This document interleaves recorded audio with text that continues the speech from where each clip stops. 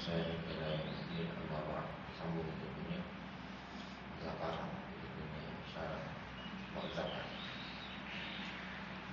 Hazrat Ibnu Abdul Bar rahimahullah berkata bahawa selain daripada mereka yang disebut di atas, semua ulama-ulama terdahulu dan terkemudian adalah bersependapat mengenai kanz, iaitu kanz adalah harta yang zakatnya tidak ditunaikan. Ini kita ada baca ayat Quran berkenaan ini.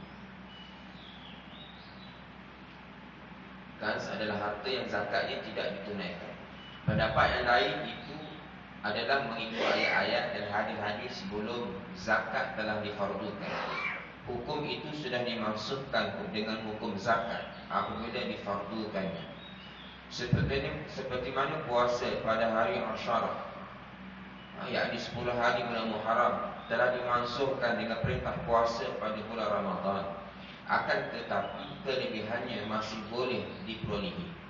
Buktinya terdapat juga daripada peristiwa ini apabila orang-orang muhajir telah datang ke Madinah tanpa apa-apa harta bersama mereka, iaitu sebagai fakir miskin, maka baginda sallallahu alaihi wasallam telah menghubungkan persaudaraan mereka dengan orang-orang kaya di kalangan Ansar. Maka orang-orang Ansar telah meminta izin daripada baginda sallallahu alaihi wasallam agar membahagikan setengah harta mereka kepada orang-orang muhajir. Tetapi baginda telah menolak cadangan mereka itu. Bahkan telah memutuskan bahawa orang-orang muhajir akan bekerja di ladang orang-orang Ansar dan akan mengambil bahagian dari hasil ladang tersebut. Pada silsilah inilah apabila Rasulullah SAW telah membuat hubungan persaudaraan Hazrat Abdul Rahman ibn Auf radhiyallahu anhu dengan Hazrat Sa'ad ibn Rabi' radhiyallahu anhu, maka Hazrat Sa'ad radhiyallahu anhu telah berkata kepada Abdul Rahman ibn Auf, semua orang sedia maklum bahawa sayalah orang yang paling kaya di kalangan Ansar. Saya beri kepadamu setengah hartaku. Maka Sayyidina Abdul Rahman ibn Auf tidak sanggup menerimanya dan berkata, tunjukkanlah saya di manakah jalan ke pasar. Selepas itu beliau pun memulakan perniagaan. Jika orang-orang miskin ada hak di dalam harta orang-orang kaya, kenapa baginda telah menolak cadangan tersebut? Dan kenapa Abdul Rahman ibn Auf telah menolak haknya? Peristiwa-peristiwa Ashabus Suffah adalah begitu banyak sekali dalam kitab-kitab hadis dan sejarah, sehingga terlalu susah hendak meliputinya. Kadang-kadang mereka berlapar hari demi hari. Mereka telah jatuh pengsan kerana lapar, sedangkan terdapat orang-orang kaya di kalangan Ansar. Tetapi baginda Rasulullah SAW sekalipun tidak pernah memaksa mereka untuk membahagikan harta mereka yang lebih daripada keperluan mereka sendiri kepada Ashabus Suffah. Akan tetapi baginda telah memberi galakan dan dorongan.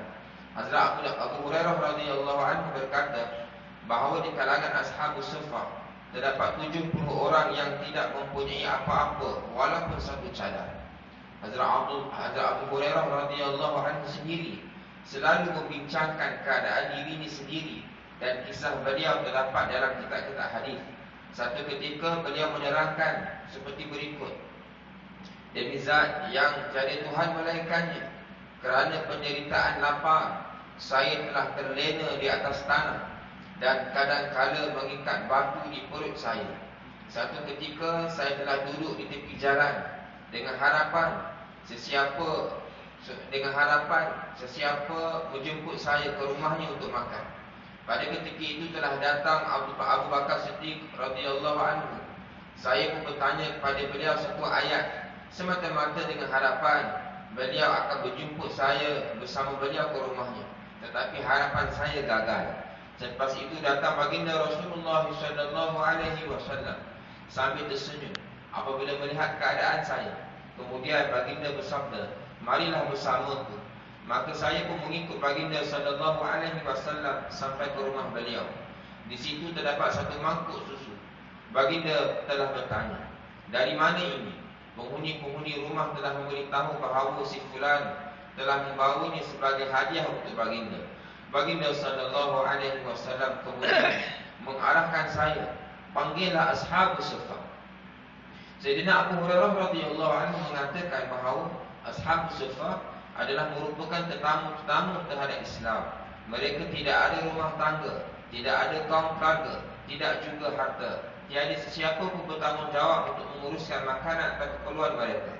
Apabila datang sesuatu kepada baginda sallallahu alaihi wasallam sebagai sedekah, maka baginda akan memberi semua sekali kepada mereka dan baginda sendiri tidak turut serta.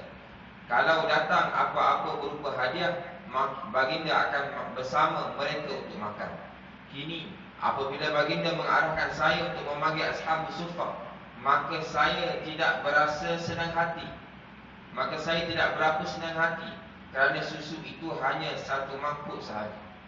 Dia pun lapar sampai pesan-pesan. Nabi ajak dari rumah, mengharapkan dapat minum, makan, kenyang. Mangkuk satu. Nabi suruh panggil Ashabus Suffah 70 orang pula. Memang tak senang hati. Maka apabila dipanggil Ashabus Suffah, jika baginda berikan kepada saya, maka tenaga saya akan bertambah sedikit. Kini apabila saya memanggil mereka, sayalah yang diarahkan oleh baginda untuk beri mereka minum. Confirm minum last. Confirm minum last. Apabila saya memberi mereka minum, maka giliran saya akan datang paling akhir. Saya tidak tahu sama ada masih ada lagikah susu yang tertinggal untuk saya. Itu tetapi tidak ada pilihan lain melainkan mentaati arahan baginda Rasulullah sallallahu alaihi wasallam. Ini berkat taat baginda, dapat bantuan Allah. Apabila saya panggil, mereka semua pun datang menghadiri majlis baginda sallallahu alaihi wasallam.